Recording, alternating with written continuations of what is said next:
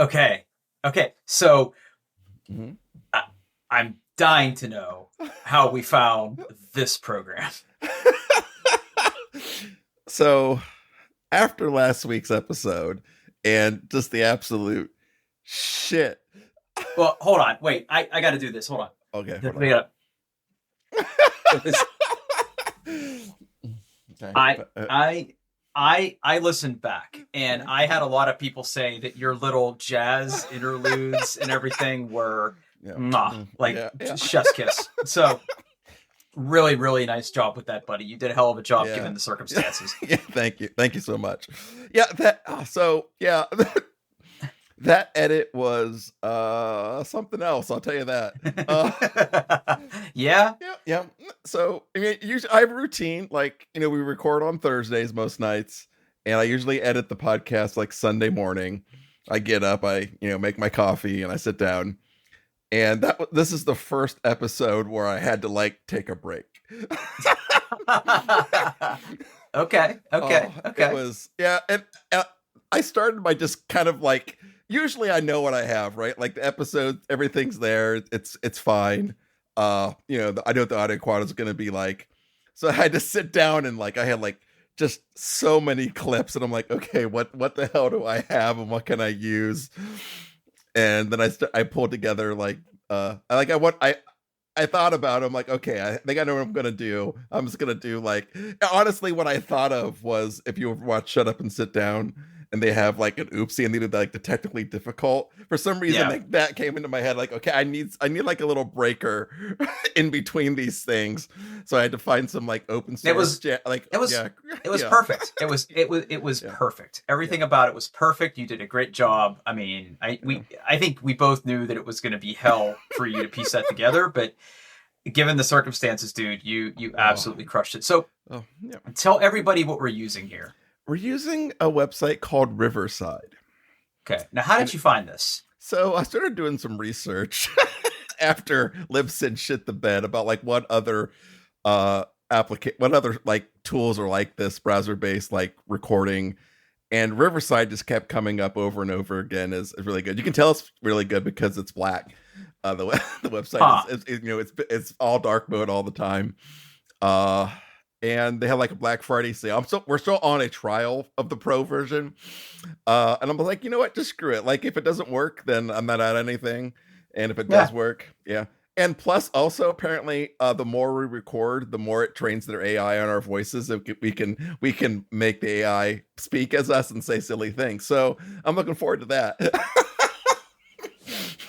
I don't know how I feel about that. Yeah.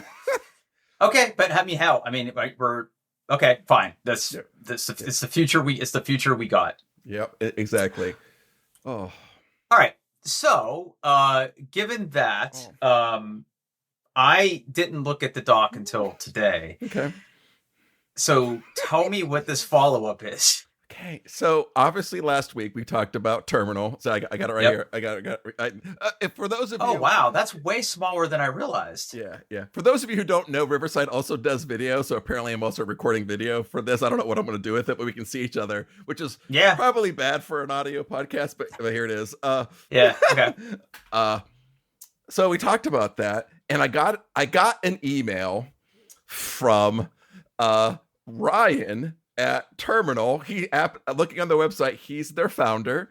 And he said, like, hey Paul, I'm Ryan from Terminal, the Terminal team. Someone linked me your episode, which I enjoyed listening to. The worst possible episode to start listening to, by the way. Yeah. And basically he said, like, hey, like the summary is like, hey, like I'm glad you did that thing, but like we made a better version of what you Oh, did for get cucked, yourself. fucker. Yeah. I did. Like they have I'll put a link in the show notes here.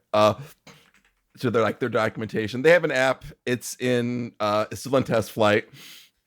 But I joined the test flight, downloaded it, and it's called like Terminal Calendar Sync. I think it's what it's Terminal called. Yeah. Companion for Yeah. iOS. Yeah, that's what it is. Yeah. And I downloaded it, I gave it a try, and I switched over, and I'm using that instead of my stupid little thing now. I email back and said like, hey, like, thanks for listening. I appreciate it. The app works great. I'm using it. Ta-da. So that's the second time we've talked about a product on here. Yes. Now it's been a few years, but we talked about that calculator and they reached out to us. Yes. And then somehow through their scouring of what I assume is just like press, right? Just looking for any mention of what they have. Someone's got a Google alert set up, I'm sure. Yeah, something. But that's kind of cool that the founder reached out to you. He didn't offer you anything for free though, huh? No. Lame. No. But what are you gonna do? Okay. I'll tell you what you're gonna do. You're gonna stop using Terminal. You're gonna say you didn't give me anything for free, Ryan, from Terminal. Yeah, dickhead. Oh. Yeah, so that thing's actually flash that back up on the screen again. Yeah. That's way smaller than I realized. It's kind of cute though. Mm-hmm. Yeah. It's approximately 1 paw wide. Yeah, it is. Exactly. Yeah. 1.25 paw foreheads. Okay. Okay. Now this next one, I'm completely perplexed. I don't know why on the earth you need this. Okay, so if you don't know, USB-C is a hellscape. You have no idea what you're in for with my topic.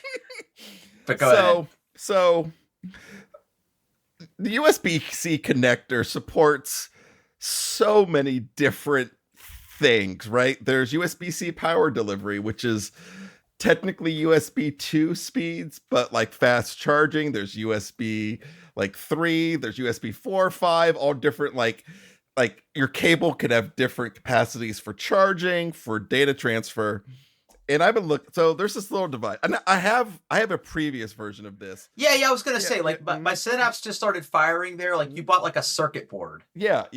Right. So this is basically the next iteration of the device. Here, It's got a screen. Yeah, it's got a screen. I'm gonna show it to you here. So it's got a little screen. It's hard. It's kind of hard to see. It's not a very good screen. Yeah. But you power it with the USB, and then you plug in. Hold on, I'm not prepared for. I wasn't prepared for video. I have another USB cable here. So you see this one right here. It's a nice braided cable. And you take this thing. It's called the BLE Caber QU. They need a marketing department. That name's horrible. Blacker Q. Blacker Q. Yeah, and then you plug the USB-C cable into each end, and then it does some testing. It's measuring, and then it tells you exactly. Well, this one that's obviously wrong. It says charging power 0 watts. It's not perfect. It's not perfect. For 106 euros. Yeah. So it supports 40 gigabit data transfer speeds, and it shows you right there on the little thing. And you can go through and see like exactly what pins it supports and all the different like protocols. Like this is a USB-C 4 cable. It also supports alternate mode. I'm not sure what that is. There's a book. And so, yeah, you plug a USB-C cable in, it tells you exactly what to expect from it. So whether it's a high capacity data cable, whether it's used for like fast charging. And you can find these on Amazon every once in a while. They have a store there, but they kind of sell out. And I actually got this on sale. Yeah, and it's just a cute little thing. I think it's handmade. Yeah, and it's just cute. You could test your USB-C cables. If you're worried about if you're using the right cable for the right thing like me, it's a great investment. Oops, I'm just knocking shit off my desk now. Yeah. See? We're cute. We're cute. It's cute. We're pretty tolerant about how we spend our money, and we don't judge. We listen and we understand. You really needed this to test your USB-C cables? Yeah, I did. Really needed this, Paul? You already had one. But this one comes with a cute little case. Now, how often will you be taking it out of that case now that you've tested your cables? Whenever I get a new cable or I forget. Okay. So Drew, you do not understand.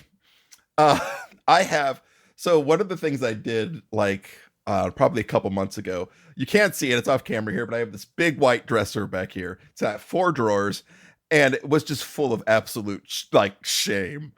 The longest time. That's over there. That's over there on my shelf. Yeah. Okay. So I bought some plastic totes, and I took everything out of there, and I sorted everything out, and I made the decision like, how many VGA cables does Paul need?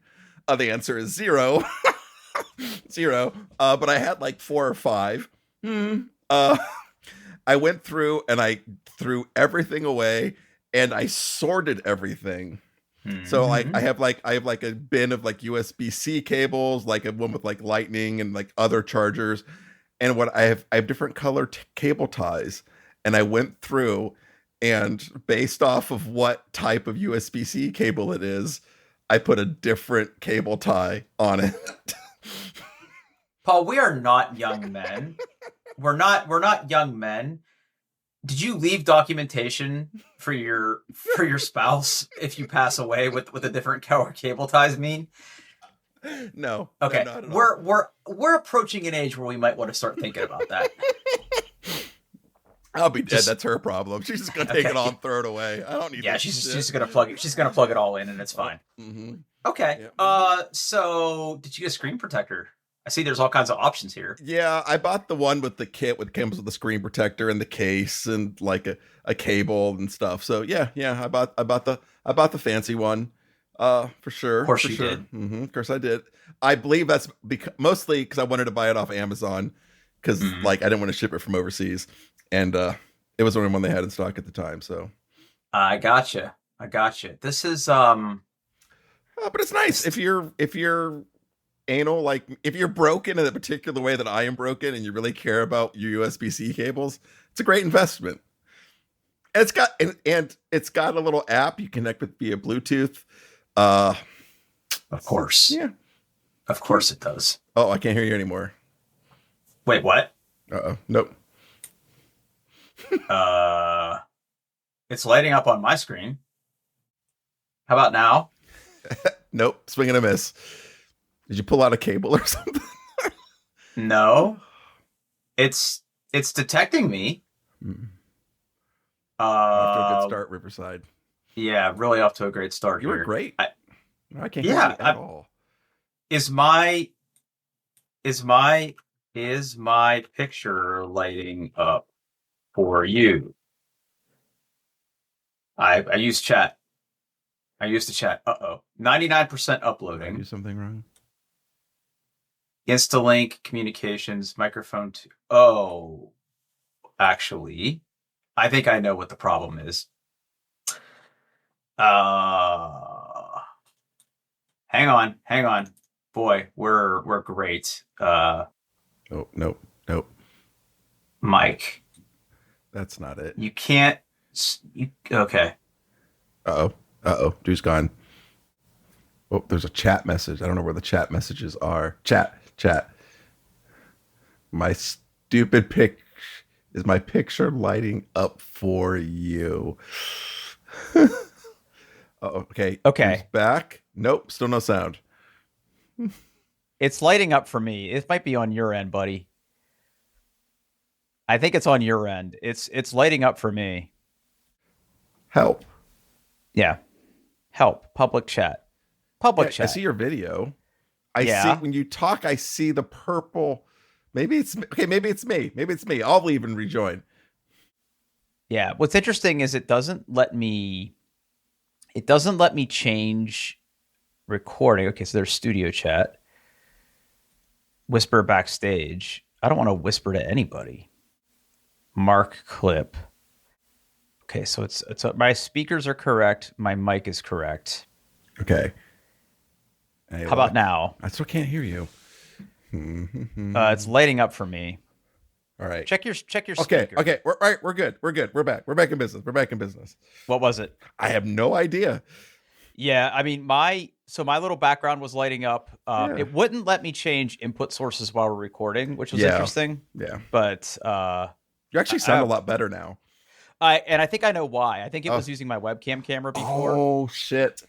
Yeah. That's all right. Okay. But that's fine. I mean, we're learning, right? I mean, we've only been doing this for 3 fucking years. You think we would get our shit together? Oh. All right. Perfect. Well, okay. We're back in business. Good for you on your new toy. Yeah. All right. Here we go. Are we ready to take a trip to Drew's computer corner? I feel like this segment also needs a jingle, but I'm not I don't hate it. I don't hate that idea. Okay, there we go. I'm gonna Oh. make AI make us a jingle. That's what I'm gonna do.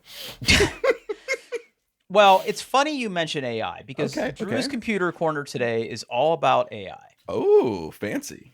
So a couple episodes ago, I talked about that KVM switch that I got Mhm. for Like the connecting remote- to Yeah. Yeah. So I could connect to my remote Linux machine, which I basically have, cannibalized every extra PC in my house, and I basically built a Linux development machine. Because one thing that I have discovered is that if you want to do any sort of generative AI locally, you need Linux. Okay. You just Why? need Linux. Why is that? Well, because a lot of like the Python libraries are natively compiled for Python and Linux versus Okay. Windows. Getting shit to Windows requires a lot of workarounds. It's not great. Like I had it working on my Windows machine, but I was just like, I was hitting some weird bugs, and I spent a lot of time on like GitHub issues and reading about other people that had the problems. And they're like, yeah, it's because you're using like this Windows version versus the Linux version of this, like libgcc, et cetera, et cetera. So I just said, fuck it. Like I have extra stuff here. So, I threw Ubuntu on first, and then I eventually went to Fedora for reasons, because it's more close to Red Hat. And then once you get like the NVIDIA drivers installed and everything, which interestingly enough, like they installed automatically on Ubuntu, but Fedora was a little bit more time in the console. But everything works. Like every workflow that I download for Comfy UI, every model I download, everything just works better in Linux. And Okay. and hey, I'm not opposed to that. I mean, a desktop Linux experience is not terrible. I've really become fond of the KDE Plasma experience. But having said all that, the KVM switch is good, but honestly, I need more native access to the computer. Okay. And what I don't want is I don't necessarily want to clutter up my office with multiple PC towers. So I made a decision. Mhm. And the decision was to buy a rack and rack mount cases for my computers. Okay. Okay. Okay. Now, this is a story in two parts. So I did a little research, and essentially they make ATX compatible rack mount cases. I agree. How many use are those? Because ATX power supplies are pretty chunky. Well, I'm glad you asked. So the one that I bought first. Here we go. Yeah, the one. Why can't I type in the Google Doc? What is happening? Yeah, the Google Docs is also acting weird for me. Okay, we're just going to reload this page. Hold on. Yeah. Okay, there we go. Oh, nope. Nope. I I can't. see your cursor. It won't let me. I see your cursor. Mm-hmm. Oh, my cursor's there. What the fuck? Okay. We're good at this, everybody. We're really good at this, I promise.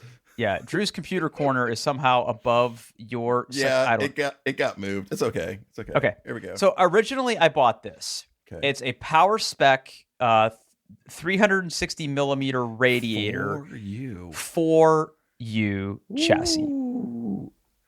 For those of you who don't know, basically for you, the U is like how tall it is and how many slots in the rack effectively it uses. Correct. Because big. Yeah. So think about this though. Imagine that you have a modern ATX case and you tilt it 90 degrees. It has to be that big, right? Because you have GPUs and power supplies, and in my case, radiators for liquid coolers. Now, the premise here, and on the Micro Center website, you can't see it very well, but essentially, when you crack this thing open, there's like a bracket in there that can hold a 360 mil radiator, and then you just basically throw the motherboard in there and throw everything in. The problem was my graphics card was too big for this. It's too tall. 4U is not tall enough. It's too tall. Yeah, I had to go to a bigger 5U case for this. Oh my goodness. So this is the huge. one. That's like a quarter of a rack. Yeah. So this is the one that I wound up with. Okay. The Silverstone RM52. Okay, RM52. Now, on the Silverstone website, there are far more pictures of this thing. Okay. Yeah. But you can see that it's pretty substantial. It's big. It's pretty fucking big, but it's not heavy because it's kind of empty space. And what's interesting about it is, again, it also has a bracket to hold up to a 360 millimeter radiator like an all-in-one cooler or whatever. It's got hardware in it for like stabilizing GPUs, because the nice thing about this case is that you can use it as a tower or you can use it as a rack mount. The unfortunate thing is that, because it's Silverstone, it has proprietary rails that I had to buy and all this other stuff. And I went on Amazon and I basically bought a 12U rack that is, strangely enough, the exact same height that I have my desk set to right now. Okay. And I racked the servers up. I threw a shelf with the 2 remaining slots. You already had a rack though, right? Well, I had a rack for my networking gear. Okay. But here's the thing though, and I'm glad that I did a little research on this, because when you go out to like Amazon and you search for rack mount, a lot of that stuff is designed for networking equipment and like audio equipment. Yeah. A lot of them aren't deep enough for server racks, because the rails have like a minimum distance. And a lot of them, they need to be like 24, 25 inches deep or more. A lot of those little racks on Amazon are like 20 inches deep. Okay. So like when I was just going to buy the same rack that I already had, but I took my rails back to it and I'm like, this doesn't work. Like I can't make the rails go small enough. Like because they expand and contract to meet different depths, right? But the minimum depth wasn't enough. So I had to find one that was like compatible. And honestly, I'm really disappointed in the one that I chose, because it's level, but when stuff is mounted in it, like the pillars are not perpendicular to the ground, but it's somehow level. I have no idea. It pisses me off every time I look at the front of this thing. I'm probably going to end up buying another rack, which these things are not cheap. They're $200-$300 a pop. And I want one with wheels because I have to have it. But that's what I ended up doing. What? So where are you get to take your rack on a walk, or like why does it have to have wheels? If I have to move it to clean behind it, or for cable management, right? Because the rack itself is pretty heavy, and once you throw 2 servers in there, like, I mean, I'm a strong boy, but I'm not gonna slide this thing across my carpet. Okay. So I'll pay a little extra for the luxury of having some wheels on it. Okay. But I mean, maybe I will take it for a walk. You're not my dad. Yeah, I am not. You were correct. Yeah. So that's what I ended up doing, and I gotta say, it's pretty good. Like I have basically I have my old PC thrown into one of these cases, and I have my Linux machine thrown into one of these cases, and essentially, I have a wireless keyboard and wireless mouse that I pull out, just like I do for the Mac when I want to use those things. And my current workflow is I just changed the input on my monitor. Okay. Now that worked for about a day, but I have new problems. Okay. You're making fun of me for buying a USB-C tester. Just shut up. So the problem number 1 is my Windows PC is in the bottom of the rack. And things like my webcam, the cord won't reach the USB-C port. Yes. Yeah. So I decided to go buy a USB-C hub. Okay. Now, when I bought I was like, listen, I don't need something fancy. Okay. So what I did is I went out to Amazon and I bought the P9, which I can't click on that link. I don't know why. Either. I'm searching for it. Yeah. Yeah. P9 USB-C hub. Okay. I had something similar to this before. Yeah. Yeah. And you look at that and you're like, wow, okay. It's got a USB-C cable that I plug into my computer. It goes to this thing. And then I can plug in like my webcam or other stuff that isn't going to reach, just given the new lifestyle that I'm in here. That thing already got returned. Okay. No good. because, well, the cable, like the USB-C cable that plugs into the computer, is only like a foot long. That doesn't long. solve my problem. Yeah. Doesn't solve my problem. Yeah. And it's not like I can't unplug it and plug in a different one. It's like tied to it. So I'm like, Yeah. okay. It's all integrated. yeah. So I was like, good try. That's not going to work for me. So I went the nuclear option and I bought the Anker Prime docking station. Nice. Nice. Yeah. This thing. Okay. So I want to talk about this thing. Okay. Yes, it's costly compared to the other one. I mean, I'm currently using a Thunderbolt dock that costs not quite twice that, but more. Yeah. So I get it. Now this isn't Thunderbolt. It's just regular USB-C. Yeah. Right. Mm-hmm. But what's nice about it is that it serves two purposes. One, it's a hub. Mm-hmm. So on the back, it has a bunch of USB-C ports and display ports if you wanted to connect monitors. Right. Mm-hmm. So I think the primary use of this is like you would use this with like your laptop for external displays and all that other stuff.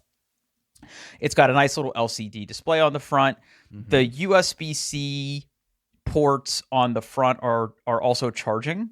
Nice. So even if my computer's off, they're powered. So even if my computer's off, I could plug in like my phones or whatever and charge on it. It's pretty good. Like it's a pretty nice little unit. It has a clock, which my desk there's no clocks in my office, so that's kind of a luxury that I didn't have before. I don't have to check my phone every time for that.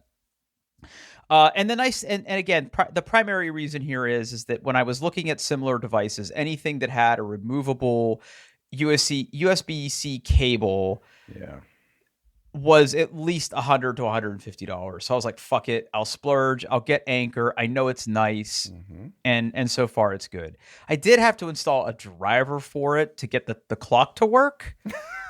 Okay. Yeah. So funny enough, the clock is actually synced to your computer's time.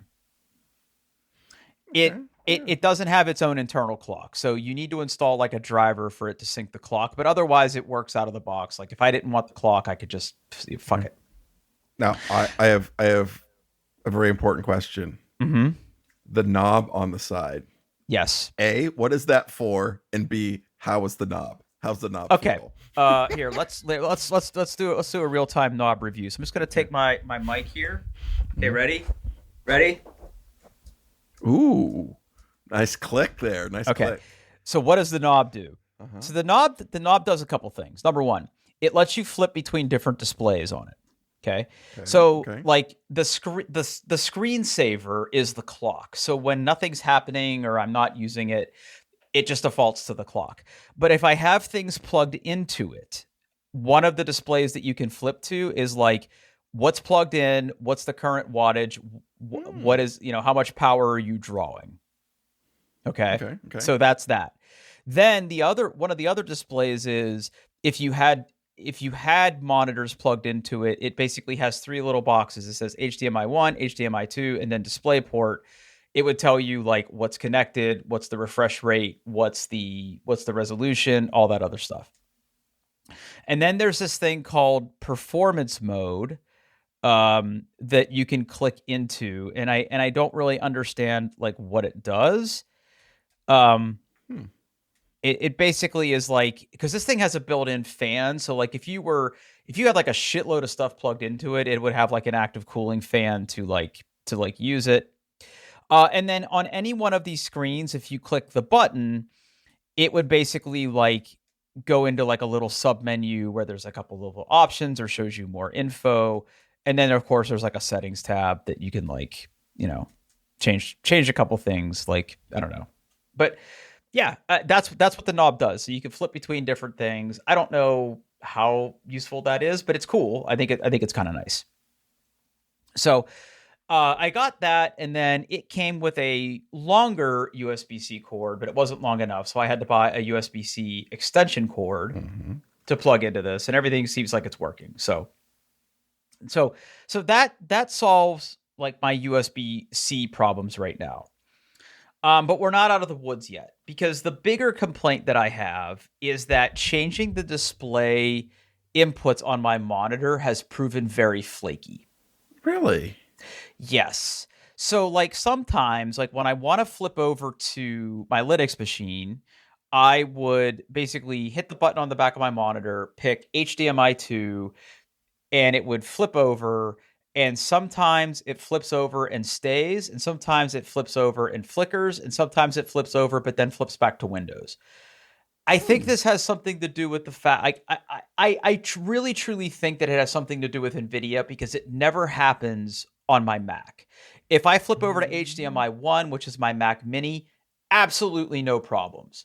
Now, what further fucks this up is, like, right now I have two monitors. I have one that's horizontal and one that's vertical. So like my layout is this. Nerd.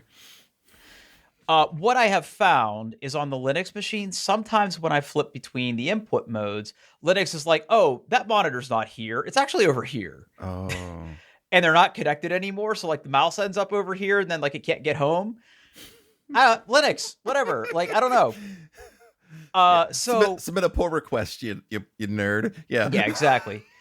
So and then sometimes I get to a point where I'll try to, like, I'll switch over to Linux, it'll switch over. Everything's fine. Then I'll go switch back to Windows and it's just like, oh, I don't have a signal. No, you have a signal. So I have to like power cycle my monitor to get it to come back. Now, there's a weird combination here between like switching between HDMI and DisplayPort and multiple NVIDIA display adapters and multiple monitors. Like, it's just this perfect storm of shit. So the other thing that I've ordered that isn't here yet is another variant on a KVM. Okay. And it is it's the third link there, which we can't click on in our doc for some reason. It's like, I can't even select the text. Yeah, I know. Let me get you a new link because it's important that you look at this one. Okay. So it's this. Did we like break our doc or something? I think so. There we go. So this is the. I got that. I got it. Yep. So this is the triple monitor. My goodness, Drew. Yeah. What the hell did you buy? So this is an 8K, 4K triple monitor KVM switch, 3 monitors, 3 computers, and it has support for 2 DisplayPort and because you need 3 inputs for each.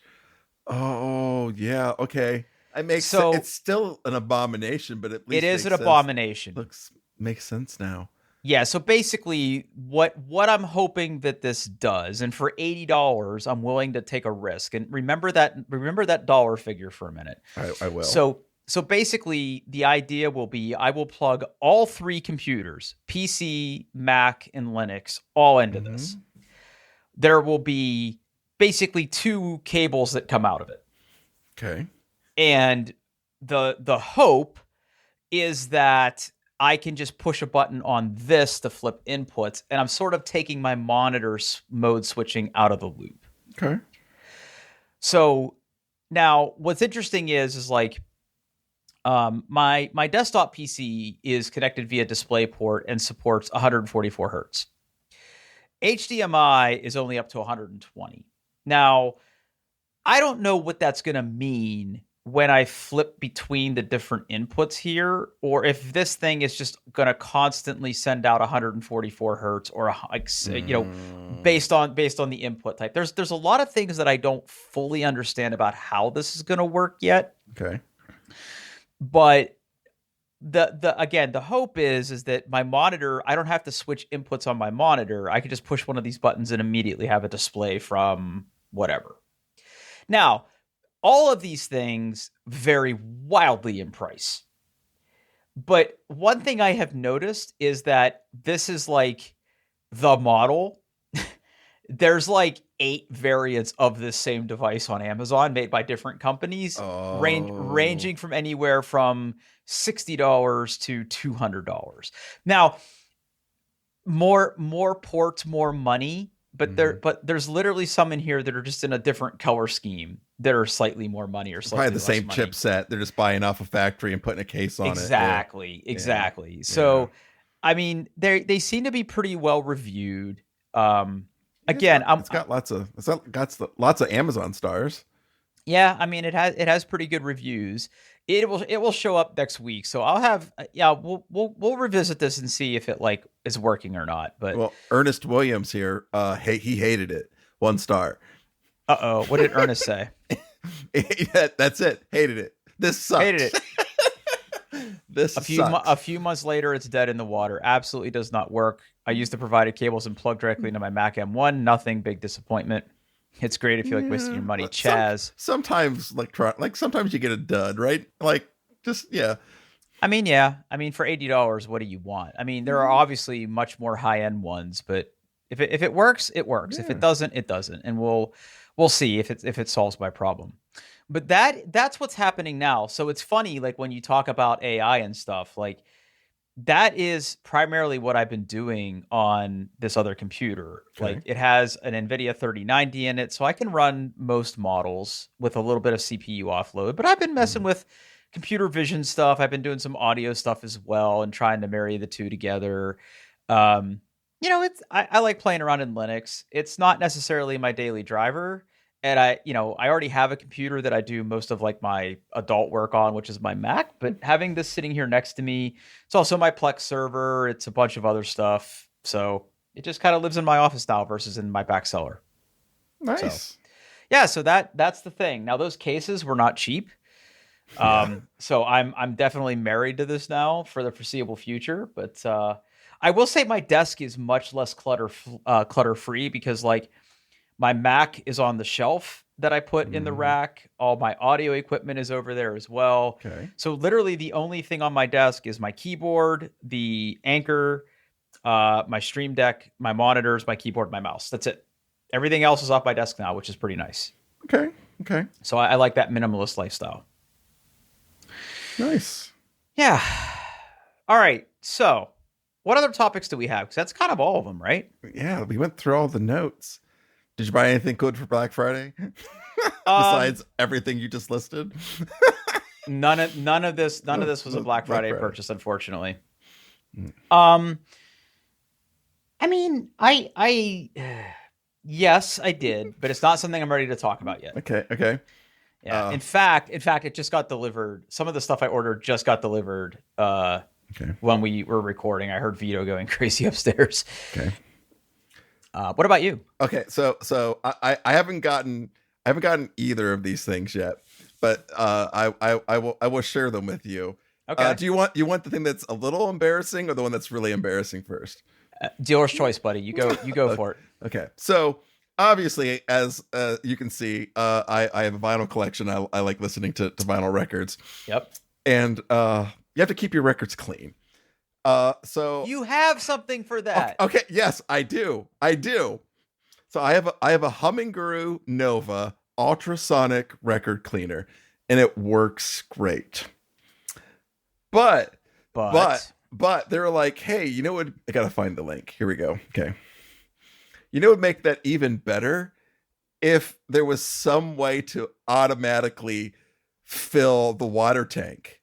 Because it's a process, With right? what? Your Okay. piss? Like Okay, where does no, it? Okay. So here's what happens, Drew. Okay, here's how Pleb Paul has to do it today.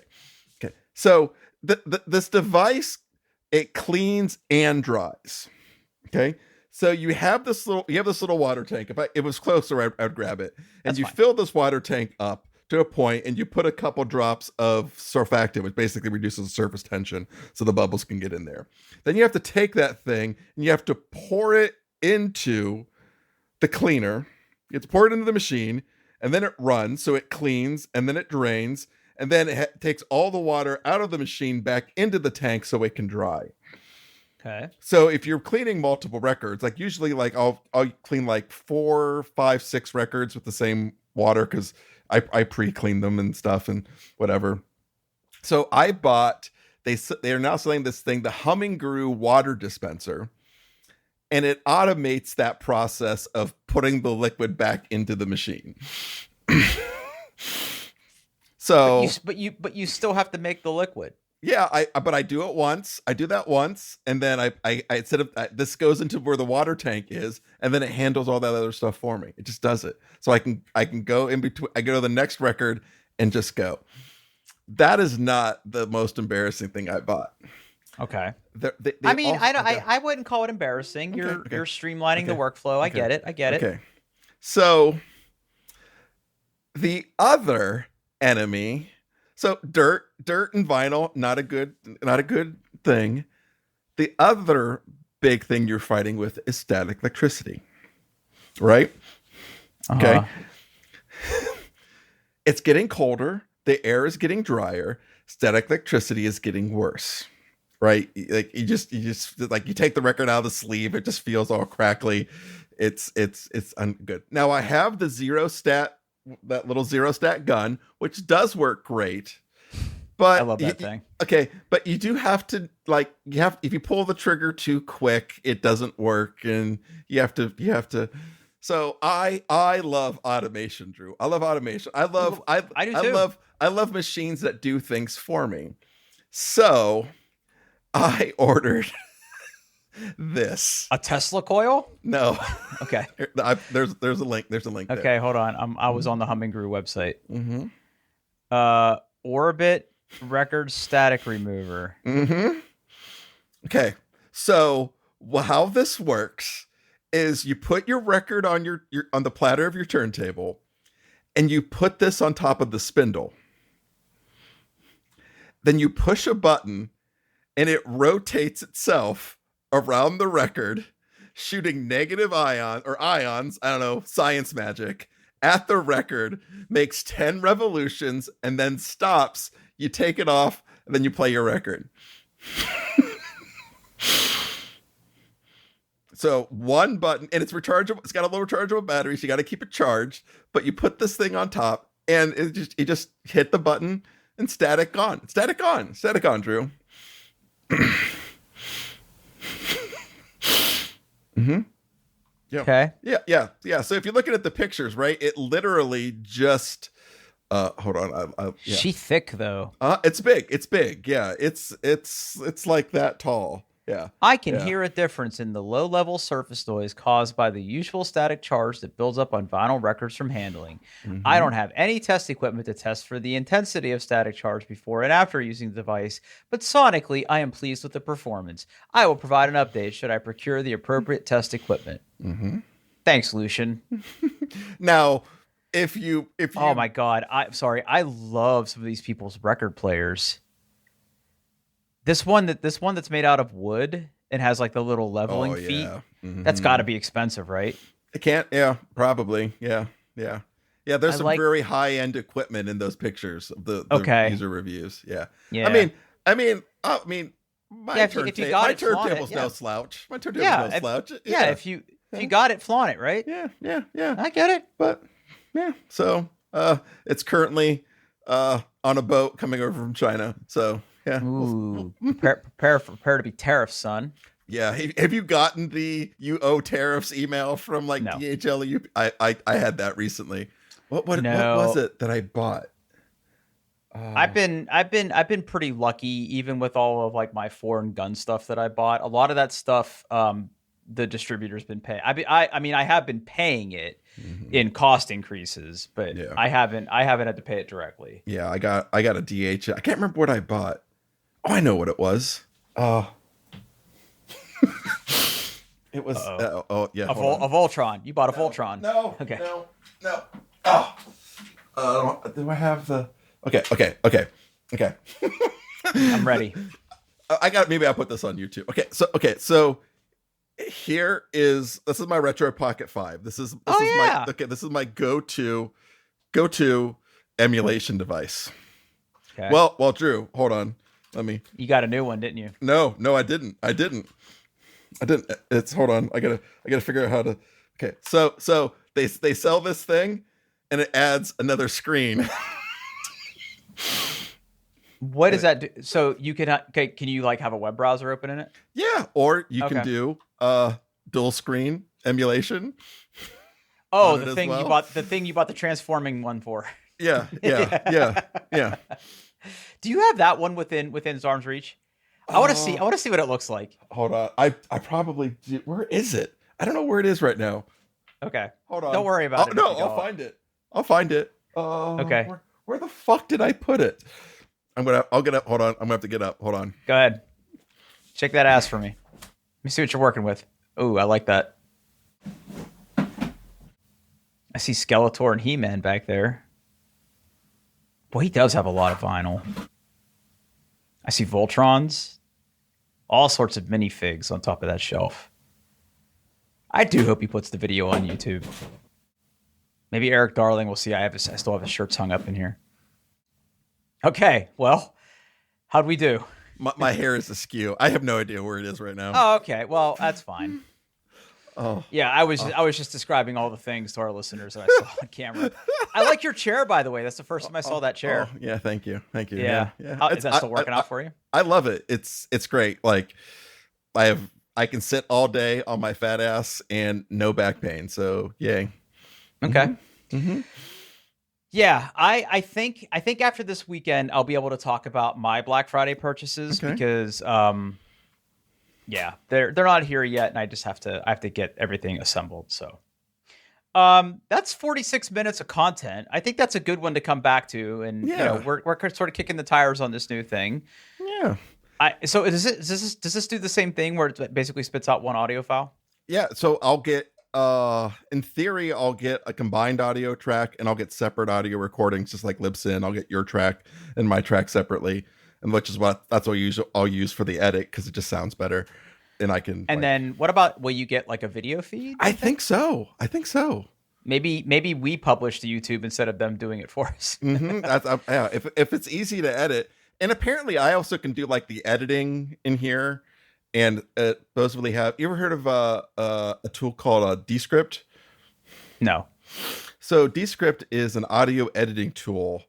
It's designed for podcasts, but how it works is right up our alley. So but how Descript works is you upload the audio, and it transcribes it, and you edit the text.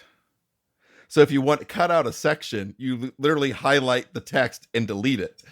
Oh, and it just will be omitted. Yeah, and then it knows what the audio is, and I think this does that too, which is also part of the why I think they're doing the AI training. So like, if you want to change a word, you can change a word, and it just goes. I can make Drew say whatever I want to say. Yeah, I want to see how that works. Yeah. So, what does this cost? Oh, hold on. Like compared to Libsyn. Okay, so here's another reason. Libsyn is raising their prices. Oh, fuck that. So, which I'm still going to use them for hosting, but if this works, I'm going to take that back down to the much lower plan that doesn't give us call connects. I don't need that anymore. So I'm getting it for 35% off. So it is what? It's hold on. I can do math. So for the first year, it's going to be $15 a month. Okay. I mean, let me know if you want me to throw some money at that. Yeah. But yeah, if this works, my plan is to take the Libsyn plan back down to where it was before, because we don't need that stuff. Honestly, I don't know. It's definitely fancier. Like, I don't know if you've looked, but I can see like, oh, this is the name of your camera and what audio equipment you're using and how much you've uploaded. And yeah. I mean, I think we're still uploading chunks. We're just not calling it chunks. Yeah. Oh no, my chunks will still be there, but yeah, I'm curious to see how it goes. So yeah, we'll find out on Sunday. Yeah, the last thing to mention here is this is episode 298. We need to get on the stick for what we're gonna do. I know. I still haven't decided, but I don't have to travel the rest of this month. I thought I was gonna have to travel for work, but I don't, so I'll be around. I am traveling next week. Oh, you're going to Gartner, right? I'm going to the Gartner conference in Las Vegas. I'll be home like late Thursday, technically Friday morning. But if you record on Friday, I'll be fine. Well, you might be tired. Maybe we'll do Friday or Saturday. Friday would totally work, or Saturday. Where are you staying in Vegas? The Palazzo is part of the Venetian Resort. Yeah. Is the conference at the Venetian? Mm-hmm. Yeah, that's where we had. I was out there in January for a conference, and we stayed there too. It's nice. Yeah, it's nice. Yeah. As far as conference centers goes, it's fine. Nice place to stay. Yeah. Casino's not horrible. Are you going to go back to the Sphere? They're like doing like a Wizard of Oz thing, and that's just not. It's not you. It's not my thing. That's fine. That's fine. Yeah. Plus, it's also going to be cold in Vegas again, and I don't want to go outside. Gross. Yeah, I don't blame you. Outside is gross. But All right, I get don't us know. out of here, dude. Yeah, doingtheirbest.com. You can find all of the hot links we talked about. Hey, maybe this video will be on YouTube. Who knows? Maybe. And thanks for listening.